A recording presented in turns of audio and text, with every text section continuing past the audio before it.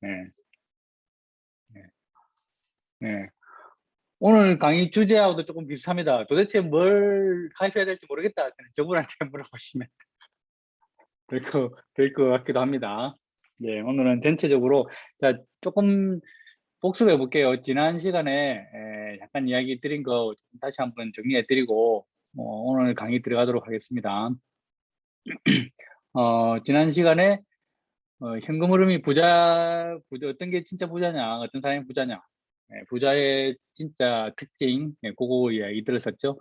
돈을 얼마 갖고 있다는 게 중요한 게 아니라 매달 얼마씩 들어오는 현금 흐름이 있느냐가 중요하다. 그리고 그 현금 흐름이 종류가 많으면 많을수록 부자다라고 할 수 있겠죠. 저도 역시 그 현금 흐름을 15년간 해서 현금 흐름을 만들었는데 또 다른 현금 흐름을 만들기 위해서 지금 또 열심히 공부하고 또 투자도 하고 이렇게 하고 있습니다. 그래서 우리 가져야 될 것은 현금 흐름인데 현금 흐름이 어디서 나오느냐 그러면 자산에서 나온다. 여기까지 이야기를 했었죠. 그리고 자산을 만들기 위해서는 자본을 가져야 되고 그 자본을 만드는 방법 그것에 대해서 오늘 이제 이야기를 해보는 시간을 가지려고 합니다. 자, 잠깐만요. 지난 시간에 우리 워크북 숙제 나갔었는데 다 작성해 보셨나요? 작성해 보셨죠? 부킷리스트 적어 보셨나요? 네. 많이 나오던가요? 부킷리스트가 뭐였는지 기억나시죠? 네. 내가 진짜 부자라고 생각하고 했을 때 느끼는 그 소소한 그 쾌감, 행복, 이런 것들. 네. 혹시, 내가 적은 부킷리스트는 이제 이런 거다라고 혹시 뭐 이야기 조금 공유해 주실 분 있으실까요? 내가 적은 부킷리스트에 대해서 잠깐 이야기해 주실 분 있나요? 있나요? 네, 너무 소소해서 말씀드리기가, 공유하기가 좀 애매한가요? 네. 어, 저, 제가 적었던 부킷리스트 중에 그런 게 있어요. 길 가다 보면, 버스 정류장 같은 데 보면, 바닥에 깔아놓고 채소 파시는 할머니, 또는 뭐, 그거 있죠. 그, 뭐, 과일 파시는 뭐 할아버지, 할머니, 이런 분들이 있어요. 그거, 통째로 아도치기 하는 그런 거 적어본 적이 있었어요. 그래서 빨리 집에 가시라고, 그런 거, 그런 것도 한 적이 있고, 예, 그다음에 뭐 그런 걸 사서 아니면 과일 가게 그런 거 전부 다 사서 뭐 고아원이나 이런 데 가서 전부 다 푸는 거 그런 것들도 있었고 그다음에 뭐 한턱 쏘는 것들도 있었고요. 하여튼 그 계속 생각나는 대로 한번 적어 보시기 바랍니다. 그게 지난주 한 주만 적는 걸로 끝나는 게 아니라 생각날 때마다 계속 한번 늘려 보시면 좋겠어요. 자, 그리고 그 워크북에 7가지 생각해 보는 거. 증권 주식 계좌 개설하는 게 있었어요. 혹시 개설하신 분? 손 들어주세요. 개설하셨거나 개설되어 있는 분. 네. 화면이 안 켜진 분은, 어, 저기, 반응으로 손 들으셔도 됩니다. 아, 손 드셨어요. 감사합니다. 네. 자, 그렇게 해보셨고, 7가지 생각하는 것 중에 혹시 에, 발표하라면 또 안 하실 것 같아서 제가 그냥 말씀을 드리겠습니다. 생각 한번 해보라 했을 때 이때까지 생각해 본 적이 없었던 그런 내용들도 있을 수 있어요. 가령 우리 집에 우리 집안의 재테크 방식은 뭐였는지 이런 것들은 한번 생각해 볼 과거에는 이렇게 해서 재산을 불렸구나 이런 것들을 한번 생각하게 되는 시간이기도 했죠. 그래서 그것들 한번 생각해 보셨으니까 자 이번 주에는 또 다른 7가지 주제들을 던지도록 하겠습니다. 그것들도 한번 잘 생각해 보시고 적어 보시고 하시면 좋을 것 같아요. 자 그리고 인생의 수레바퀴도 있었죠. 뭐가 제일 저 바퀴에서 찌부러지던가요? 제가 볼 때는 그게 재정적인 측면이 아닐까. 예, 예. 바퀴가 잘 굴러가려면 동그랗게 돼야 되는데 찌그러지면 굴러갈 때마다 덜컹덜컹덜컹 거리겠죠. 네, 그게 내 인생에 지금 삐그덕거리는 거하고 같다라고 보시면 될 것 같아요. 그래서 그런 부분들을 내가 어떤 것을 조금 줄여야 되고 어떤 것을 하지 말아야 되고 어떤 것을 조금 뭐랄까요? 삼가해야 되고 자제해야 되고 어떤 것을 집중해야 되는가 하는 부분들을 본인 스스로 한번 해보시고 답을 조금 찾으시는 그 시간이 되었으면 좋겠습니다. 자, 1주차는 숙제해 본다고 끝나는 게 아니라 그 숙제가 이 미팅의 주제는 실천으로 이어져야 된다는 게 중요합니다. 이번 주에도 그런 것들이 나갈 건데 꼭 실천으로 이어질 수 있도록 행동하는 예, 학습이죠. 학 배우고 습 익힌다. 예, 그게 진정한 학습 배우고 익혀야 내 것이 된다는 거죠. 배우기만 하면 절대로 나의 것이 되지 않는다는 거 기억하시고 꼭 실천해보는 시간을 가지셨으면 좋겠습니다. 자, 오늘 두 번째 시간은 자산을 만들기 위해서 필요한 돈. 자, 돈을 만들어야 되겠죠. 예, 돈 얼마 정도 있으면 좋겠어요.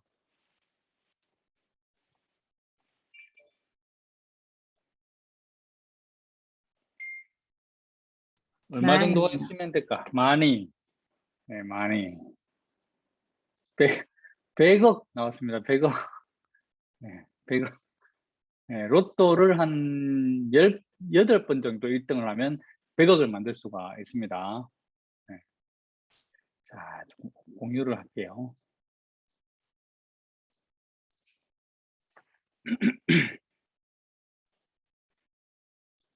보이시나요? 지난번에 저번 주에 이게 화면이 좀 가려져 있었죠. 그래서 제가 가려지지 않도록 잘 하겠습니다. 지금 화면 잘 보이시나요? 네. 잠깐만요. 또 됐죠. 잘 보이시죠? 자, 이제 시작해 보겠습니다. 자, 오늘 주제는 자본 만들기.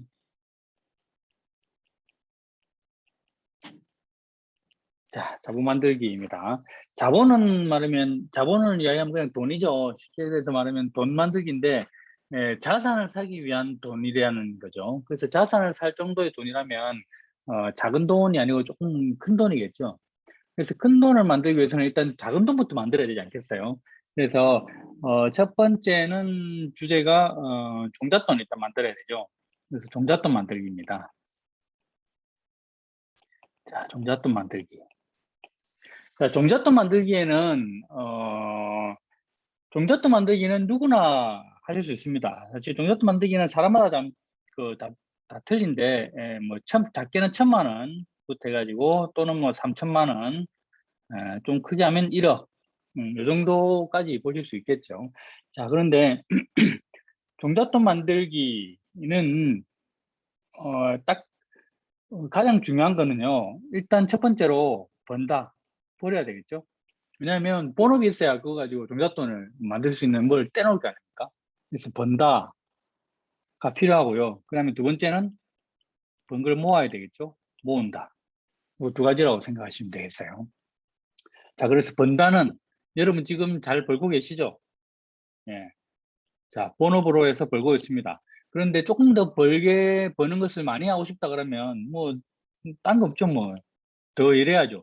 그래서 추가 수입을 더 만들면 되겠죠. 예, 추가 수입 만드는 거. 요 두 가지입니다. 사실 번 거에 대해서는 버는 거에 대해서는 뭐 우리가 특별하게 뭔가 다른 기술이라는 게 없습니다. 뭐냐면 지금 이제 열심히 여러분들 하고 계시니까. 자, 그런데 추가 수입 이 부분이 사실 지금 많은 사람들이 추가 수입을 위해서 여러 가지 일을 하십니다. 그죠? 자, 하시는데 여기서 중요한 건 벌고 추가 수입하고 해서 더 많은 시간을 쓰실 거예요. 그런데 중요한 거는, 어, 추가 수입 벌시는 거는 괜찮아요. 좋은데, 몸이 상하면서까지 추가 수입 버는 거는 오히려, 추가 지출이 나올 수 있는 부분이 생기기 때문에, 이 추가로 벌 때 항상 조심해야 될 거, 생각하셔야 될 거는 건강에 대해서는 정말 잘 챙기셔야 돼요. 그래서 건강에 대해서는 부분만 잘 챙기시고 건강 조심하시고 잠깐만요. 누군가가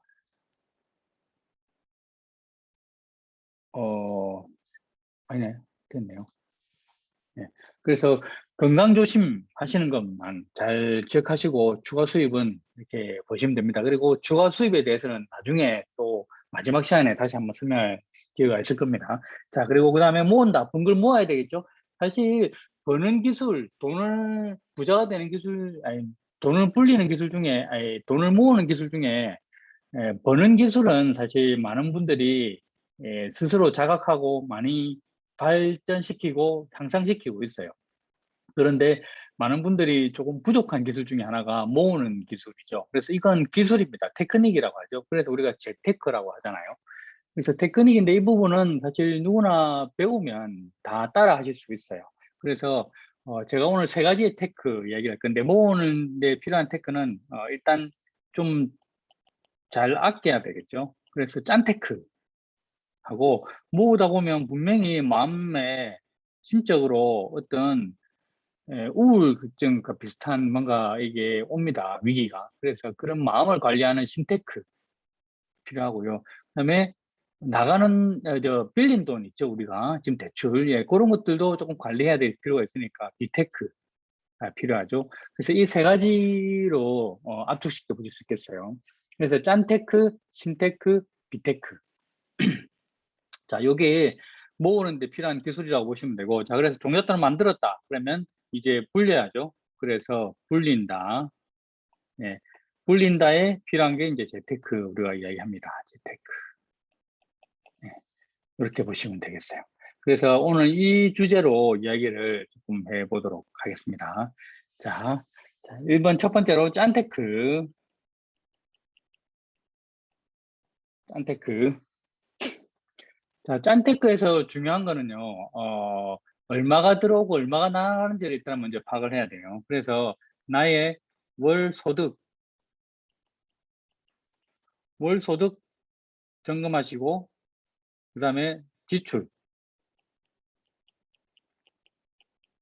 점검하세요. 이건 요즘 우리가 다 카드를 사용하다 보니까 얼마씩 나가는지에 대해서 잘 생각을 안 합니다. 예전에 같으면 우리가 가계부를 썼죠. 그래서 뭐 얼마 이렇게 썼었는데 요즘은 가계부 쓰시는 분 아무도 제가 알기로는 여기에 들어오신 분 중에 아무도 안 계실 거라고 제가 생각을 합니다. 왜냐하면 요즘은 다 카드를 쓰다 보니까 쓰는 시점과 돈이 나가는 시점이 달라요. 그죠? 그래서 카드를 쓰다 보니까 이게 지출에 대한 부분을 기록하기가 참 애매하죠. 왜냐하면 오늘 썼는데, 이번 달에 썼는데 지출이 다음 달에 나가니까. 그래서 그런 부분 때문에 지출 관리를 하기가 참 애매한데, 한 번은 점검을 하셔야 됩니다. 그래서 매달 고정적으로 나가는 지출, 그 다음에 생활비, 꼭 뭐 10원짜리 단위까지 100원짜리 단위까지 딱 맞출 필요는 없어요. 근데 한 번은 이게 항목을 쭉 나열해서 한번 적어 보십시오. 얼마나 나가는지. 그다음에 일반적으로 우리가 나가는 돈, 기타. 그래서 매달 얼마 정도 나가더라라는 것들을 한번 파악을 해야 우리가 재정에 대해서 계획을 세울 수가 있지 않겠어요. 얼마가 들어오고 얼마가 나가는지를 모르는데 어떻게 관리를 하겠어요. 그래서 매달 생활해도 마이너스다 하는 이유는 얼마가 나가고 얼마가 들어오는지를 모르기 때문에 그래요. 그걸 알아야 우리가 이게 관리라는 것을 들어갈 수가 있어요. 내 현재 상태를 파악해야 그다음에 뭔가를 진행을 하지 할 거 아닙니까? 그죠? 그래서 요건 꼭 필요합니다. 요거 관련해서 기록하는 그 시트지가 우리 워크북 3장에 있어요. 근데 이제 그 부분은 3장에서 다시 한번 제가 숙제로 내드리기로 하고요. 일단 개인적으로 따로 한번 점검을 하셔야 됩니다. 그래서 수입이 얼마고 나가는 돈, 우리 뭐 고정적으로 나가는 돈이 뭐가 있을까요? 뭐 우리 보험료나 이런 게 있을 거고 그다음에 대출 이자 이런 것들 있겠죠. 월세 난 다음에 월세 그런 것들이 있겠고 그다음에 생활비는 기타 뭐 통신비 그다음에 우리 뭐 식대 뭐 교육비 이런 것들 같이 포함해서 하여튼 항목별로 쭉 한번 적어 보시면 좋겠습니다. 이렇게 해보시고 자 짠테크 일단 요게 먼저 필요하고요. 자 그다음 두 번째 이제 조금 정리할 수 있는 부분을 정리해야죠. 그래서 여러분 이제 나가는 지출 중에 가장 정리하기 쉬운 게 뭘까요? 많은 분들이 사실 저도 그런 고민을 막 하고 했었습니다만 생각보다 있잖아요. 우리가 지출을 줄여야 할 때 가장 먼저 손대는 게 뭐냐면, 어, 남한테 나가는 것들을 보통 보면 조금 손을 대요. 그래서, 부모님한테 가는 돈, 우리 아이한테 가는 돈을 사실 가장 먼저 손을 댑니다. 그래서 부모님 용돈이 줄어들고, 아이들 교육비가 줄어들고 그렇게 하죠. 그런데 그 부분을 조금 관점을 바꿔서 그거를 빼더라도 우리가 생각해 보면 줄일 수 있는 부분들이 많이 있어요.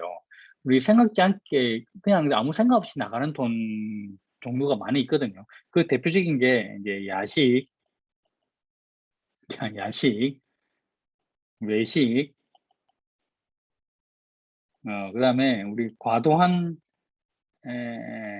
과도한 식자재 쇼핑이라고 이야기할게요. 이렇게 이야기하면 어떤 건지 알겠죠?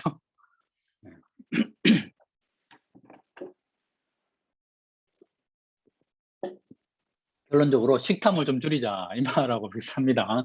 예, 먹는 것 줄여봅시다. 충분히 이거 줄이면 몸도 건강해지고요, 경제도 건강해지는 가장 효율적인 방법 중에 하나예요. 이게 나갈 때 큰 돈이 안 나가서 그런데 한 달을 모아보면 꽤 큰 돈이 나갈 겁니다.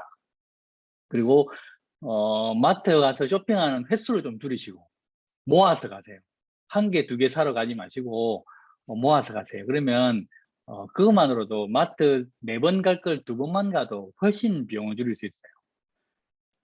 예, 진짜입니다. 그래서 그런 부분들 꼭 한번, 이게 의외로 큽니다.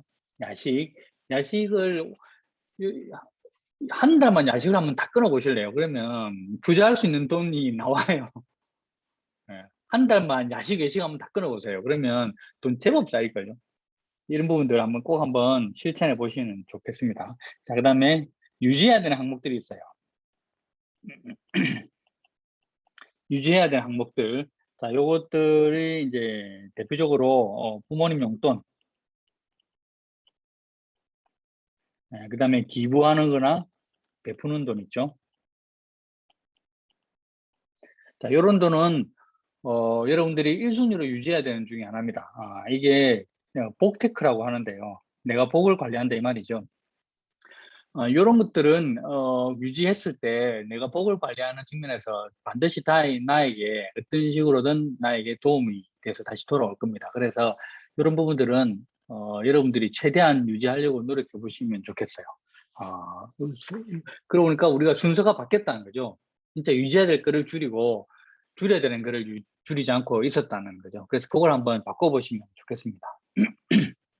자, 그럼 네 번째가 이제 저축이죠. 자, 저축인데, 저축에 사실 지금 저축이 되시는 분도 있고 안 하시는 분도 있을 거예요. 안 하시는 분은 남는 돈이 없으니까 저축을 못 하신다고 저는 봅니다. 그래서, 똑같습니다. 이게 뭔가 일을 할 때는 거기에 대한 우선순위로 먼저 그 일에 대한 시간을 빼놓고 우리가 생활해야 그 일을 할 수 있듯이 저축도 마찬가지입니다. 저축을 하려면 먼저 저축에 관련된 금액을 제외시켜 놓고 빼놔야 돼요. 금액을 빼놓기. 쉽게 이야기하겠습니다. 금액 먼저 빼놓고 그 다음에 생활하기. 이렇게 들어가야 돼요. 그래서 여러분이 금액을 얼마라도 괜찮아요. 단 10만 원이라도 괜찮고요. 여러분이 생각하시는 만큼 나는 이 정도를 모아보겠다 하시면 그 정도 금액을 일단 빼놓고, 어떤 일이 있어도 빼놓고, 왜냐하면 그 돈 빼놓지 않아도 마이너스고 안 빼놔도 마이너스거든요. 그래서 별 차이 없어요. 그러니까 어차피 마이너스인데, 작게는 뭐 10만 원부터 해도 괜찮아요. 그래서 10만 원 정도 빼놓고 일단 생활하시는 걸 해보셔도 괜찮습니다. 그리고 이렇게 해서 이 돈을 이제 저축할 때, 자, 저축은 요즘 상품들이 정말 많죠. 금융상품들이.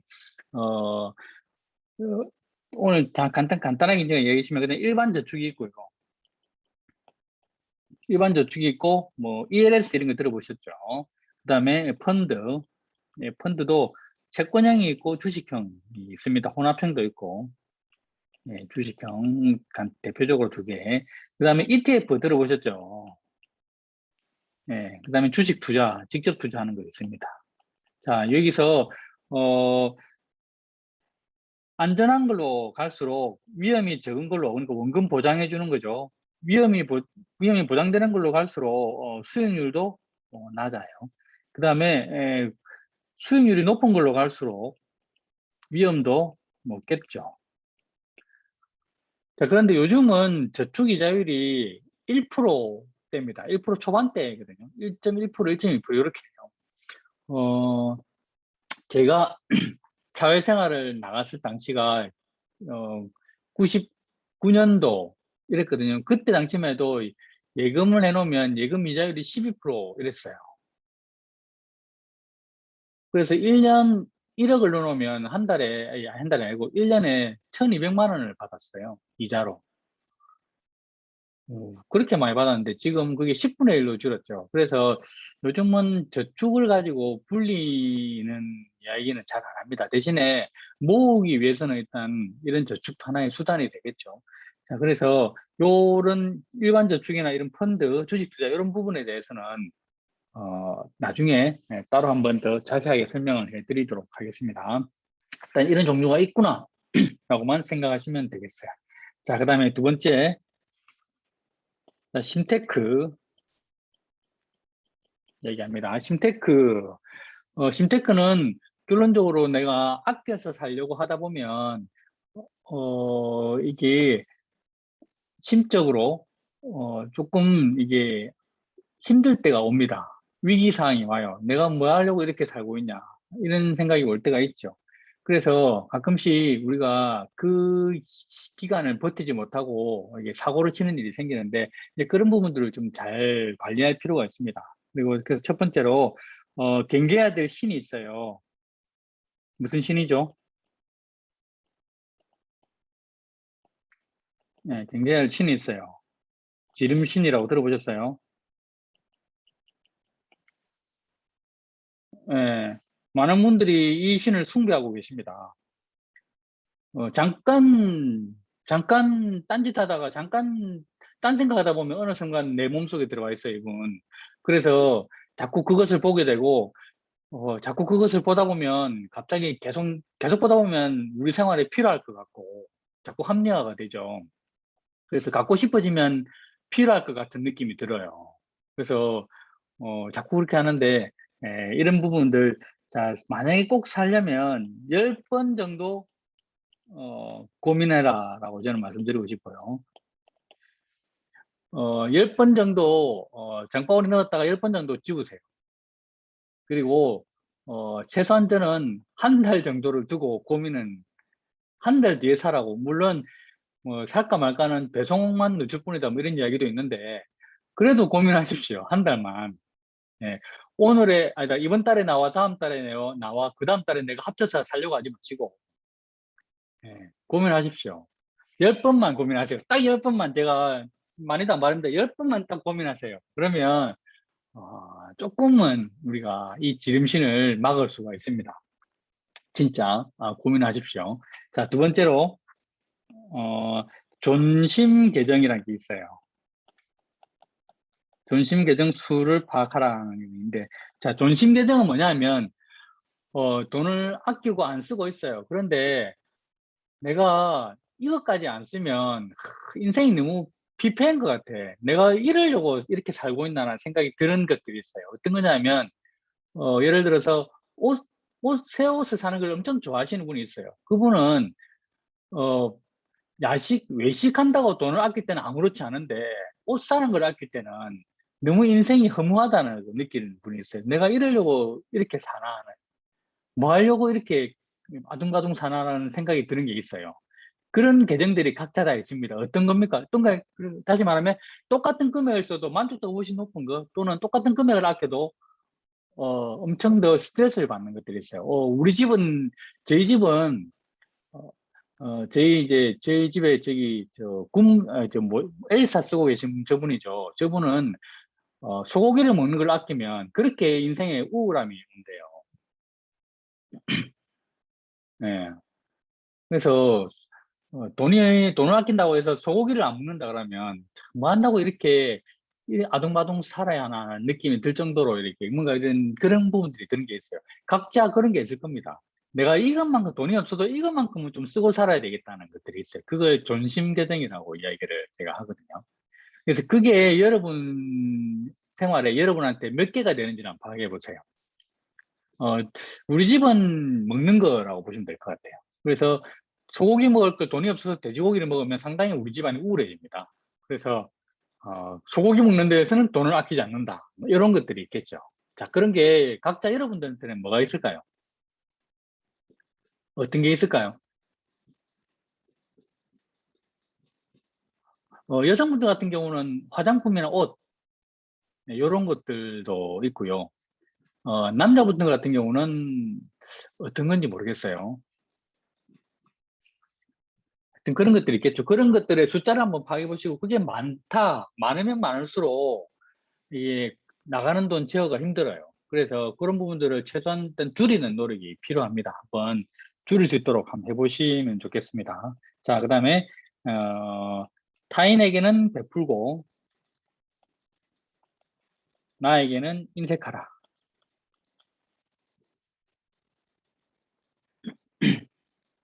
자, 이 부분들 기억하십시오. 남한테 베푸는 거는 우리가 돈이 없다 보면 거꾸로 되죠. 남한테 인색해지고 나한테는 이게 너그러워지는데 이 규칙은 꼭 지켜보셨으면 좋겠어요. 어, 멀리 보면 이게 결국은 내가 부자로 가는 길 중에 하나입니다. 부자들은 원래 우리 뭐 졸부들 뭐 이런 거 떠나서 기본적으로 원칙적으로 부자들은 타인에게 베푸는 것을 주저하지 않습니다. 그런데 나에게는 아주 인색하죠. 그래서 우리가 돈을 아낀다고 해서 모조리 다 끊어버리는 게 아니고 베푸는 데가 있고 하면 다 잘 보이시죠?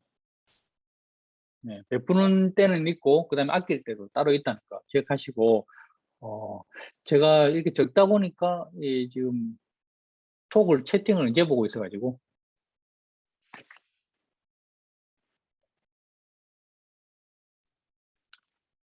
됐습니다. 자, 그래서 이 부분하고 그다음에 네 번째로 모으는 즐거움을 느끼면 좋겠어요.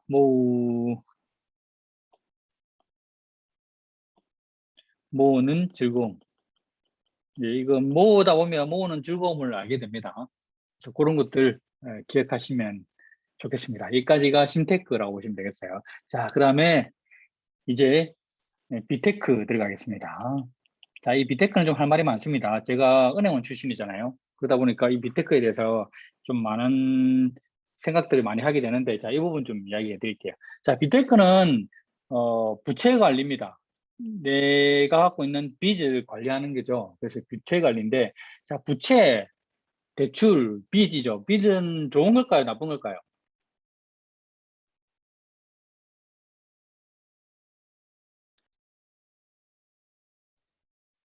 자, 최면 리더님, 우리 빚이 좋은 걸까요? 나쁜 걸까요?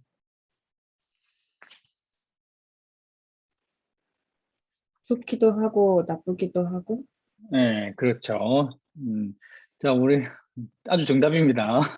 네, 우리 빚이라 그러면 과거에 우리 부모님 세대에서 대출 빨리 갚아라, 빚은 빨리 갚아야 된다라고 이야기를 했었고, 빚이 있는데도 자꾸 뭔가를 쓰면 어, 제 어르신들한테 참 이게 뭐랄까요, 꾸중을 많이 들었어요. 돈도 안 갚고 빌린 돈도 안 갚고 뭘 쓰기만 한다고 그런 이야기도 저는 들었거든요. 자, 그래서 빚은 어이구, 자, 빚은 안 좋다고는 보통 생각하는데, 자, 부채도 좋은 게 있고 좋은 부채가 있고요. 그다음에 안 좋은 부채가 있어요. 그래서 이것들을 파악해야 되죠. 자, 그럼 좋은 부채는 뭘까요? 자, 부채인데 좋은 부채야. 자, 이건 어떤 부채냐면, 자, 잘 들으세요. 자산을 위한 부채는 좋은 부채라고 이야기를 합니다. 자, 그러면 안 좋은 거는 뭘까요? 부채를 위한 부채. 이게 배드라고 합니다. 안 좋은 부채. 자, 그러면 자산하고 부채 개념을 먼저 알아야 되겠죠. 이게 자산을 위한 부채, 부채를 위한 부채가 되어 있으니까. 그럼 자산은 뭐고 부채는 뭐야? 자, 이게 제가 참 쇼킹하고 충격적이었던 건데, 제가 경리학을 전공하고 그 회계학도 공부하면서 참 많은 시간 동안 자산, 부채, 자본 뭐 이런 것들을 배워왔었는데, 제가 이 개념을 새롭게 정립하고 참 쇼크에 빠졌던 적이 있었어요. 자, 여기서 지금 이야기합니다. 자산은 뭐냐 그러면 나에게 현금 흐름이 들어오게 만드는 것. 자, 이게 자산이라고 이야기를 합니다. 나한테서 현금이 들어오게 만들면 자산. 잘 들으세요. 부채는 그럼 반대 개념이겠죠. 어떤 걸까요? 나에게서 현금 흐름이 빠져나가는 것. 자, 이게 부채예요. 자, 그래서 내가 갖고 있는 것 중에 자산이 뭐고 부채가 뭔지 한번 파악해 봅시다. 그러면 자, 우리 여러분 집 있죠? 네, 그 집을 갖고 있는데 그 집으로 인해서 돈이 나가는 게 많아요? 들어오는 게 많아요? 아니죠. 들어오는 게 있어요. 내가 집을 갖고 있어요. 근데 매달 돈이 들어오는 게 있어요? 없죠, 그죠? 네. 그럼 나가는 거는 있나요? 자, 집을 갖고 있기 때문에 나가는 것들 뭐가 있어요? 일단 이자요. 대출금 이자, 그다음에 뭐 각종 뭐 수도세, 전기세 또는 월세, 관리비 뭐 다 나가죠. 자, 그래서 내가 집을 갖고 있는데 현금 흐름이 자꾸 나한테서 돈을 빼나가. 자, 그러면 내가 갖고 있는 집은 자산이다, 부채다? 부채다라는 거죠. 이해됐죠? 자, 그러면 여러분 지금 우리 운전하고 계신 분도 많은데 여러분 그 갖고 있는 예. 그 차로 인해서 돈이 나가는 게 있습니까? 들어오는 게 있습니까? 다 나가죠. 들어오는 거는 인간들밖에 없죠. 차 타러 들어오잖아요. 나가는 거는 전부 다 나가요. 뭐 보험료부터 해가지고 대출금 다 나가죠. 그래서 내가 갖고 있는 집, 차 이거 보니까 전부 다 나한테서 돈을 빼나가네. 그래서 그게 부채였다는 거지요. 이해되시죠? 자, 그런데 그러면 집을 갖고 있는데 돈이 들어오는 사람이 있어요, 없어요? 있겠죠. 예. 저기 서울에 보면 수두룩 빽빽합니다. 경상도 용어로 쎄 밀렸다, 뭐 천지백갈이다 얘기하는데 진짜 많아요.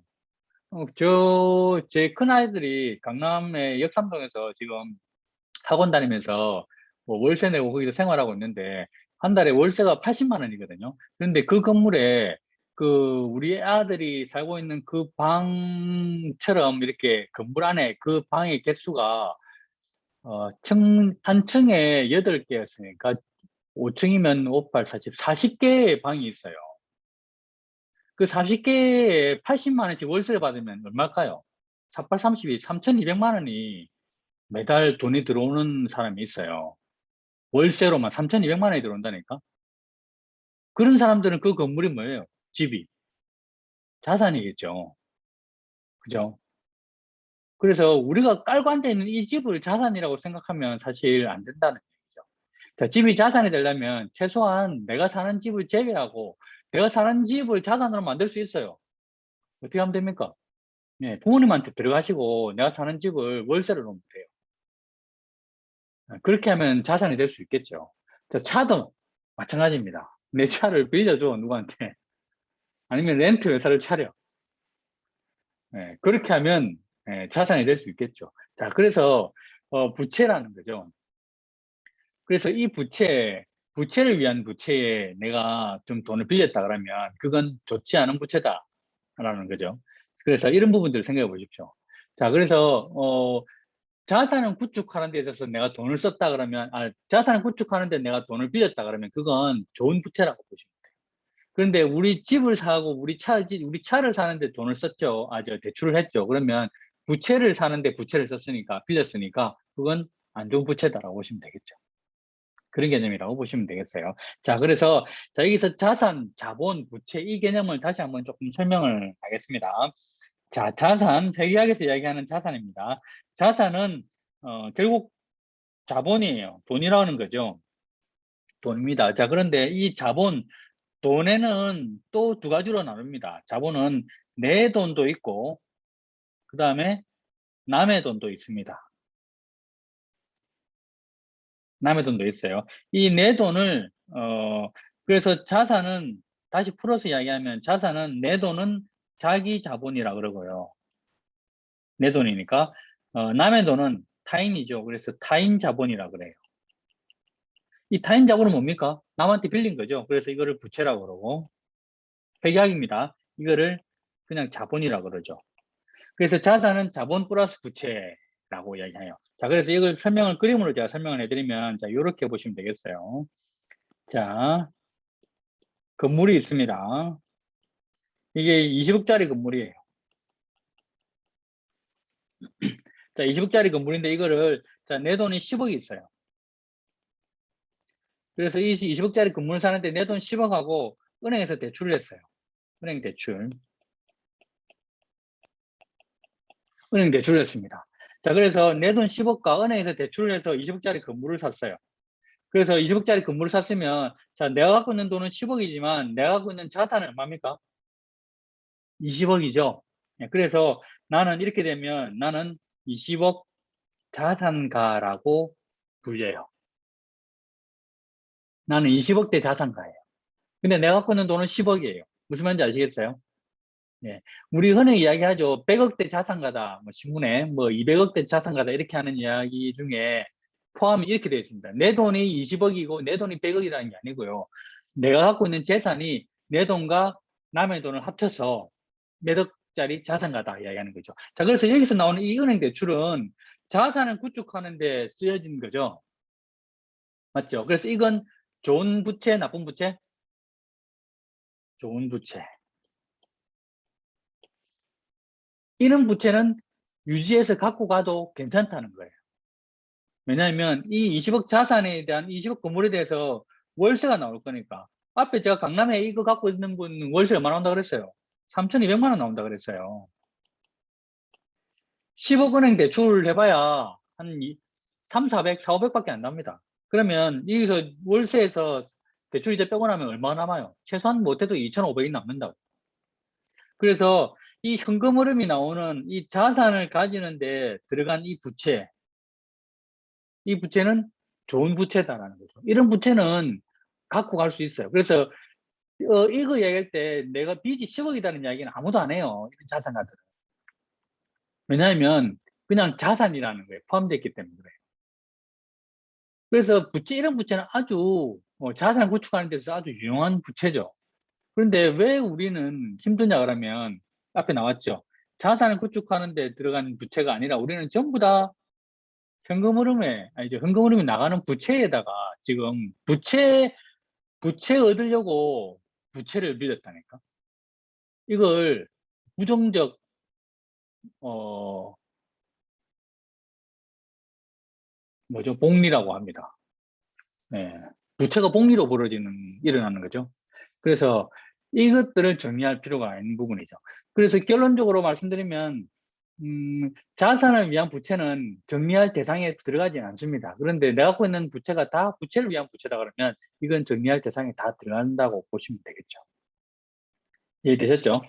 자, 그래서 자, 예시를 한번 들어볼게요. 자, 그래서 부채 정리 방법, 부채 정리 방법입니다. 자, 예시를 제가 좀 들게요. 어, 대출, 대출이 A라는 대출, B라는 대출, C라는 대출을 제가 가지고 있어요. 자, 대출 금액은 A라는 대출은 1,200만 원, B라는 대출은 800만 원, C 대출은 400만 원이 현재 남아있고, 이자율은 A 대출은 15%, B 대출은 6%, C 대출은 8%예요. 그리고 상환 방식은 이자 상환이고 원금 상환입니다. 원금 같이 상환하는 거고, 자, 월 납입금은 A 대출은 매달 15만 원이 나가고요. 월에 B 대출은 매달 50만 원, C 대출은 매달 35만 원이 나가요. 자, 이렇게 나가는 내 대출이 좀 이렇습니다. 자, 여기서 또 보통 우리가 대출이 안 좋은 대출은 뭘 가지고 기준을 잡습니까? 이자율이 높은 걸로 기준을 잡죠. 그래서 이자율이 높은 순서대로 갚아 나가는 게 맞겠죠. 그죠? 자, 그래서 이자율 기준으로 하면 가장 먼저 갚아야 되는 대출이 어느 거예요? A. 맞죠? 그 다음에 C. 그 다음에 B. 이렇게 가야 되는 게 맞죠? 자, 그런데 오늘 제가 다른 방법을 하나 이야기해 드릴 건데, 자, 이자율 기준으로 하면 이런 게 있는데, 자, 납입금 기준이라는 게 있어요. 납입금 기준으로 봤을 때 한번 봅시다. 자, 제일 많이 나가는 월 납입금이 큰 게 어느 거냐면 B죠. 그 다음은 C예요. 그 다음은 A죠. 이해하시겠죠? 그래서 납입금 기준으로 보면 B가 가장 많이 나가고, 그 다음에 C고, 그 다음에 A예요. 자, 요런 순서로 상환하는 방법이 있어요.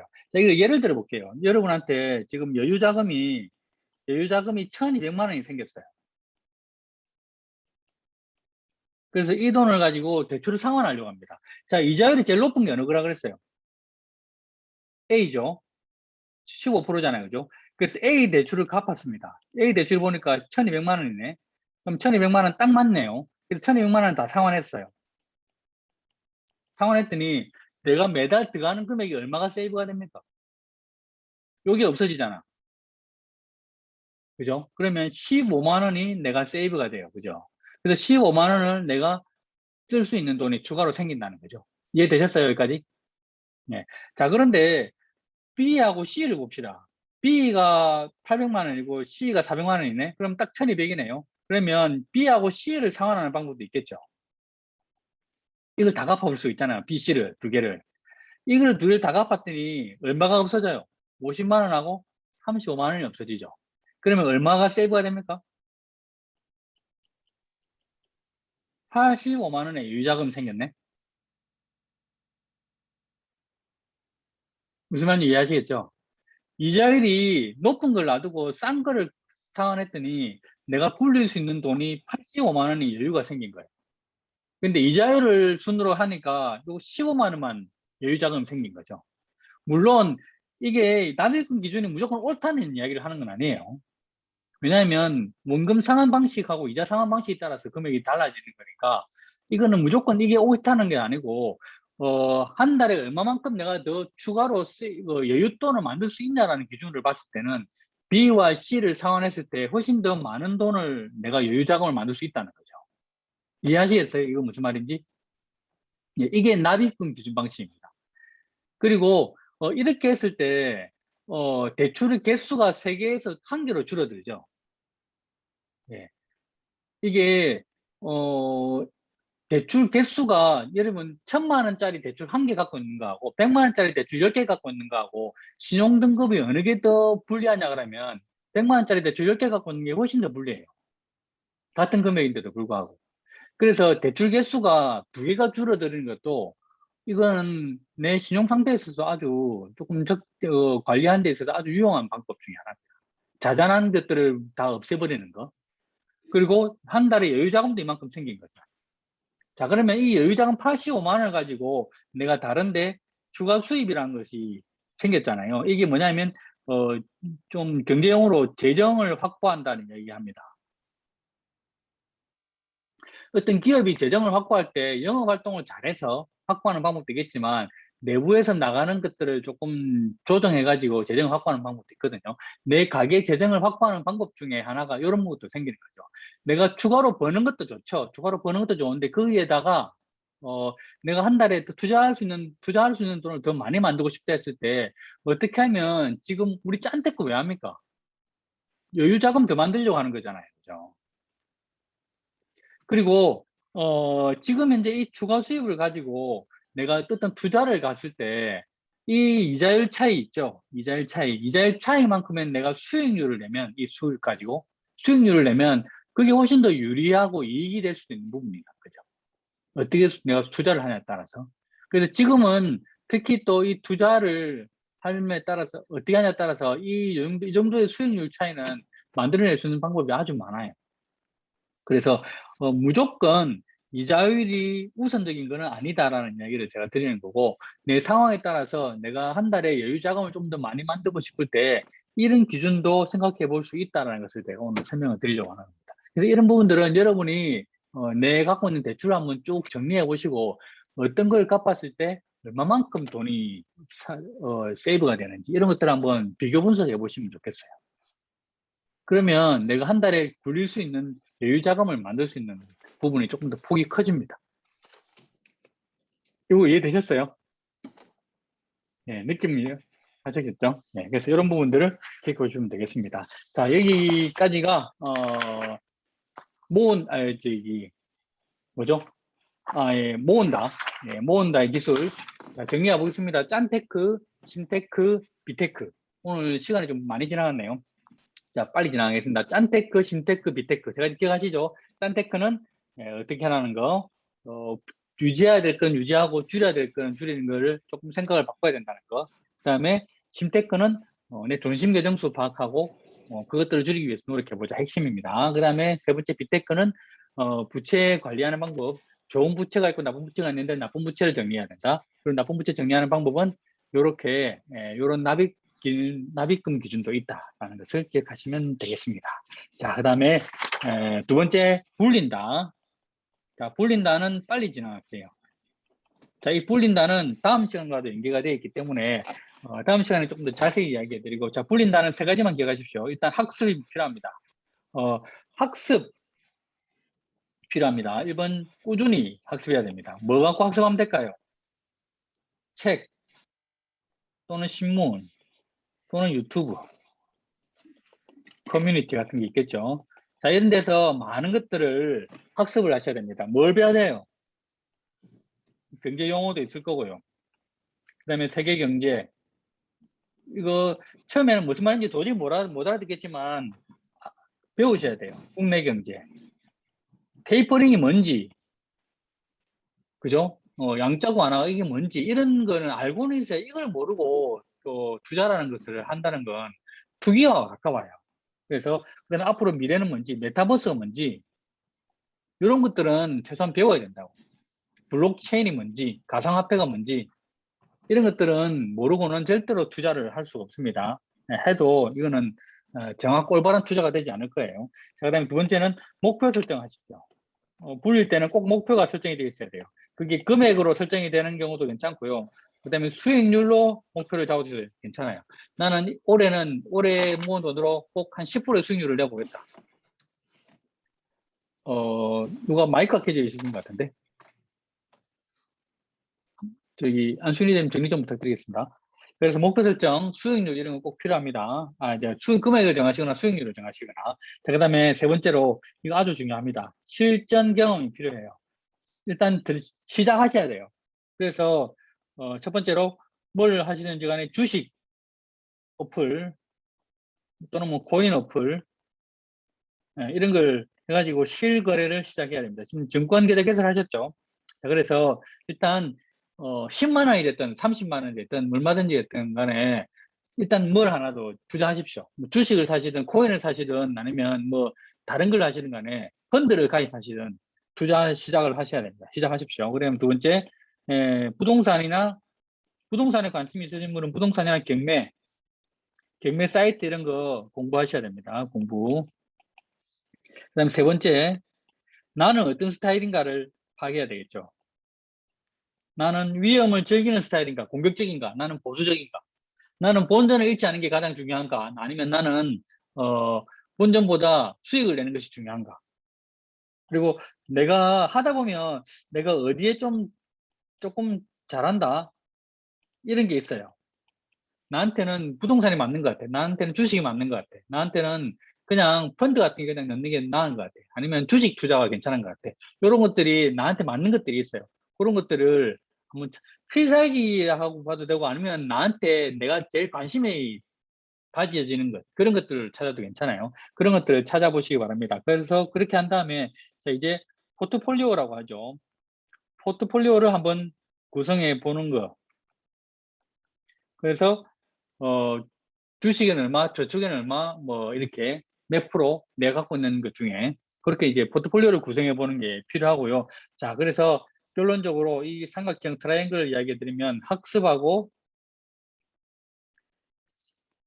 실전 거래하고 그다음에 필살기 찾기, 내 관심 분야 찾기 이것들을 계속 반복하는 것이 필요하고요. 자, 여기서 가장 중요한 부분, 기본이 돼야 되는 부분이 뭐냐면 지속적인 공급. 뭐의 공급요? 투자금의 공급이 필요하죠. 다시 말해서 지속적인 본업의 수입이 계속 들어와야 된다는 거예요. 추가 수입이든. 본업에서 나오는 돈이 계속 지속적으로 여기다가 공급이 돼야 되잖아요. 그래야 내가 계속 투자를 하죠. 그래서 가장 중요한 거는 공급이 지속적으로 일어날 수 있도록 본업이나 추가 수입에 게을리하면 안 된다. 아시겠죠? 지속적으로 매달 돈이 들어오는 것이 중요합니다.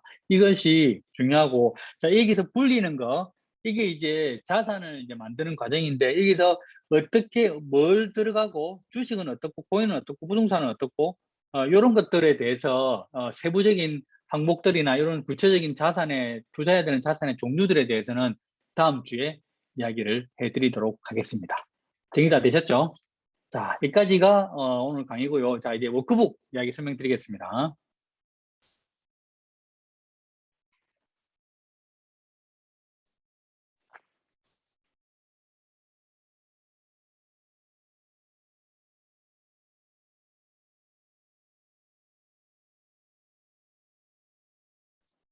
자, 화면 보이시죠? 자, 워크북입니다. 자, 데일리 싱킹. 자, 이번 주에 해야 될 데일리 싱킹입니다. 자, 추가 소득, 제2의 소득을 만들어 본 경험이 있으신지, 있다면 어떤 게 있었는지, 뭐, 여기서 말하는 추가 소득은 본인의 추가 소득 괜찮고요. 아니면 남편이 본업을 하고 있으면 본인이 하신 우리 가정의 추가 제2의 소득도 괜찮아요. 그래서 그런 것들을 해보신 적이 있는지. 만약에 본인이 지금 일을 하고 계시다 그러면 본인의 기준으로 누구실까요? 본인의 기준으로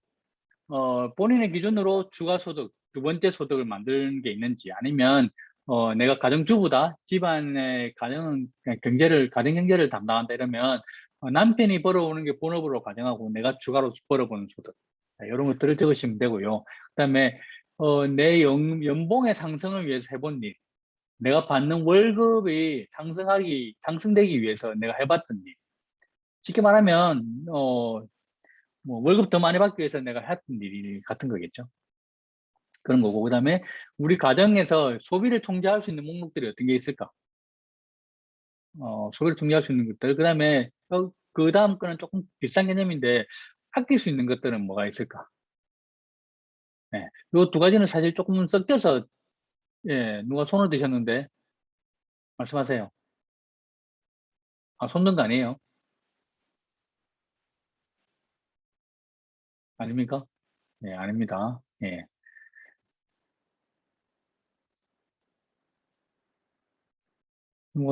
아직 아니죠? 네, 없습니다. 자, 그래서 전략할 수 있는 것들과 소비를 통제할 수 있는 목록들 한번 적어보시고, 이자 없는 보통 예금에 우리 입주금 통장이라 그러죠. 예, 그냥 바로 넣었다 뺐다 할 수 있는 통장. 보통 예금에 넣어두는 금액은 어느 정도가 되는지, 그거 한번 파악해 보시고, 그다음에 나만의 투자 원칙을 한번 세워보십시오. 어떤 게 있는지. 이거는 뭐 매달 이것도 괜찮아요. 매달 내가 어 10만 원씩은 꼭 뭐 투자를 하겠다. 이런 것도 괜찮고요. 뭐 여러분 생각하시는 것들로 구성해 보시면 됩니다. 나만의 투자 원칙 세워보시고, 자, 자산 운용에 있어서 망가짐. 자, 이건 조금 생각해 보십시오. 그냥 내가 자산이 있다고 봤을 때 그에 대해서 어떤 망가짐으로 할 것인가. 자산을 어떻게 관리하고 뭐 불리고 운영을 하겠다. 이것들을 한번 생각해 보시면 좋겠어요. 이런 것들을 한번 쭉 생각해 보시는 시간을, 자, 지난 시간에도 말씀드렸죠. 하루에 한 가지만 고민하세요. 그래서 한 가지만 고민하시고 일주일간 한 개씩, 매일매일 한 개씩만 답을 적으시기 바랍니다. 아시겠죠? 예. 자, 그다음에 종잣돈 로드맵입니다. 자, 이것들을 한번 적어보는 시간을 가질 텐데, 자, 이건 예시를 제가 드린 거예요. 예시입니다. 자, 종잣돈 로드맵 목표 금액은 3천만 원. 목표 달성 기간은 총 5년은 잡았고요. 5년간 3천만 원을 만들겠다는 목표를 잡은 거죠. 그렇게 하기 위해서 월 저축액은 40만 원을 잡았어요. 자, 이렇게 했을 때 단순하게 1년간 40만 원을 모으면 한 달에 40만 원 모으면 1년에 480만 원이 되죠. 근데 이 480만 원을 어떤 저축을 하든 펀드를 넣든 투자를 하든 이렇게 해서 수익률을 8% 정도를 목표를 잡고 1년간의 돈을 모은다고 보는 거죠. 그러면 한 518만 원 정도의 518만 원 정도의 그 총 원금하고 포함해서 총 이게 투자금이 불려지는 게 나옵니다. 그래서 이 돈을 가지고 또 매달 40만 원씩은 들어오는 건 들어오는 거고, 그 다음에 추가로 또 이걸 투자하든 저축을 하든 해서 또 수익률 8%를 내고, 8%를 내고, 8%를 내고 했을 때 5년이 지나면 한 30만 원 정도가 나오는 플랜이 짠 거죠. 그래서 이건 예시를 드린 거예요. 그래서 매달 40만 원씩 5년을 모으고 그 모인 돈을 운용을 하고 불려서 수익률 8% 정도를 계속 꾸준히 낸다고 했을 때 3천만 원 정도가 되는 그 로드맵을 제가 보여드린 거예요. 그리고 그 다음에 1억 로드맵이죠. 1억 로드맵으로 해서 추가 4년 기간을 잡고 3천만 원 모여있던 이 종잣돈을 가지고 이때는 이제 월 저축액을 100만 원으로 잡았습니다. 물론 3천만 원 포함해서요. 월 저축액 100만 원 가지고 매달 100만 원씩 하고 모았을 때 1년에 1200만 원이 모이겠죠. 그러면 수치로만 치면 1200이 4년이니까 4800만 원. 그럼 이 종잣돈 3000만 원과 합치면 7800만 원이죠. 그걸 매년 모으는 돈, 또 그다음에 기존에 갖고 있던 3천만 원 이걸 포함해서 수익률을 매년 8% 정도만 내면 1억이 된다는 이야기입니다. 그러니까 8% 수익이라면 이게 저축으로 보면 정말 높다고 생각할 수 있겠지만 이거 투자로 보면 그렇게 높은 수익률이 아니거든요. 왜냐하면 요즘 뭐랄까 이 주식이나 이런 코인이나 이런 부동산 쪽에 가면 8%보다 훨씬 더 많은 수익률을 기록하는 이게 투자 상품들이 많기 때문에 그래서 평균 8%를 계속만 8%만 잡아도 매달 100만 원씩 저축을 하는 걸로 해서 했을 때 4년이면 1억 정도가 모인다는 거죠. 그래서 그 기준을 한번 보여드린 거예요. 자, 그 다음 번이 자, 10억 로드맵입니다. 자, 이건 3장에서 나오는 것과 조금 연관성을 가집니다. 이거는 이제 월별 현금 흐름 목표가 700만 원인 거죠. 자, 총 15년이죠. 앞에 기간을 다 합치면 그죠? 15년 동안인데 내가 종잣돈 1억을 가지고 월별 현금 흐름이 목표가 700만 원을 만드는 거. 언제? 5년 뒤에. 6년 뒤에죠. 그래서 포트폴리오를 짭니다. 건물을 사든 뭐 주식을 사든 그죠? 네, 그렇게 해서 원금이 1억이고 원금이 이걸 갖다가 투자했을 때 이자가 얼마가 되고, 그 다음에 1년 적금이 얼마고, 이렇게 해서 쭉 모으는 게 있죠. 그래서 15년이 되었을 때 한 6억 정도를 만들면, 아까 얘기했죠. 6억 정도가 있으면 내가 10억짜리 건물을 사는데 6억 정도만 내 돈이 있으면 10억짜리 건물을 살 수 있단 말이죠. 왜냐하면 아까 얘기했죠. 그 좋은 부채, 대출까지 끼면, 그러면 10억 건물이 정도가 나오면 이자를 제외하고 한 700만 원 정도의 월세를 받을 수 있겠다라는 그냥 예시를 보여드린 거예요. 자, 그리고 여기 보면 별표가 있습니다. 12년, 13년, 14년에 별표가 있는데 이때 보면 요즘 같은 코로나 같은 위기 상황일 때는 위기인 만큼 투자를 했을 때 훨씬 더 높은 수익률을 올릴 수 있는 상품이나 이런 종류들이 많이 생겨요. 지금이 딱 그때거든요. 지금 보면 코로나로 인한 위기로 인해서 엄청난 수익률을 올리는 사람들이 있어요. 그래서 이때 잘 보면 위기 상황에 나한테 기회가 찾아올 수 있는 부분들이 많이 있습니다. 잘 공부하시고 잘 기다린다면. 그래서 그런 상황에서는 조금 더 높은 수익률을 올릴 수 있다고 보고 이렇게 이제 제가 예시를 드린 겁니다. 그래서 이 드린 예시는 진짜 예시예요. 이렇게 한다는 거. 그래서 이런 로드맵을 각자 한번 세워 보시라는 거죠. 요거 하는데 시간이 좀 많이 필요하실 거예요. 많이 걸릴 겁니다. 이거 하려는데. 그런데 꼭 한 번은 한번 작성해 보십시오. 이렇게 거창하게 안 하셔도 됩니다. 그냥 여기서 보면 목표 금액에 종잣돈에 1,000만 원 하시고 월 저축액을 뭐 10만 원 이렇게 잡으셔도 돼요. 본인의 상황에 맞춰서 적으시면 됩니다. 여기 종잣돈 로드맵을 10만 원 적으시고 1억 로드맵을 한 10년간 이렇게 잡으셔도 되겠죠. 그래서 본인 상황에 맞춰서 이걸 꼭 한번 세워보십시오. 그리고 하다가 막히면 저나 안수인님한테 질문을 하셔도 되고요. 아니면 주변에서 이 미팅 알려주신 분한테 물어보셔도 됩니다. 그래서 이런 로드맵을 꼭 한번 작성해 보시면 좋겠습니다.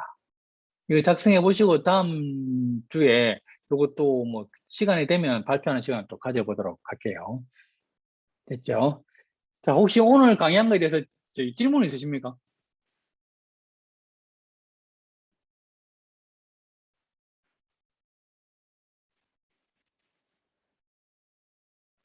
없으시죠? 네. 자,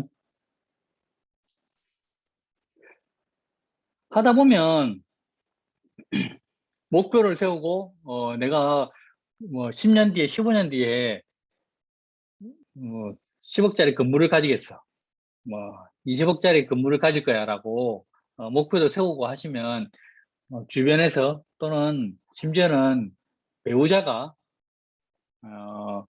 태클을 거는 경우가 생길 겁니다.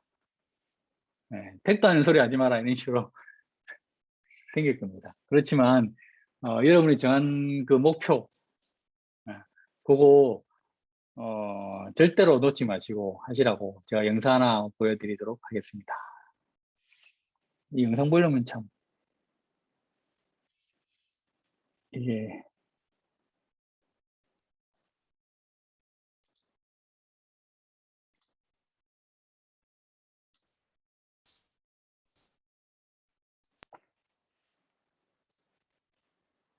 자 이거는 제가 엄청 좋아하는 영화인데요. 이게 실화잖아요. 크리스 가드너라는 투자회사를 만든 사람입니다. 이게 돈이 없어서 지하철역에서 아들하고 같이 자고 막 이랬던 사람인데 결국 큰 투자회사를 만들어서 부자가 됐죠. 그래서 이분 영화를 한번 보시면 아마 좀 느끼는 것들이 많으실 거라고 생각합니다. 자, 그래서 목표 정하셨으면 심지어는 누가 이야기하든 남편이 태클을 걸든 뭐 친구가 태클을 걸든 그 얘기 듣지 마시고 꼭 한번 본인이 정한 목표를 끝까지 밀고 나가시는 분들이 되셨으면 합니다. 자, 오늘 모든 강의 순서는 이것으로 마치고요. 혹시 뭐 따로 질문하시거나 뭐 이야기하실 분 계실까요? 궁금하신 거? 숙제에 대해서 뭐 애매하시거나 물어보실 게 있으신 분 있나요?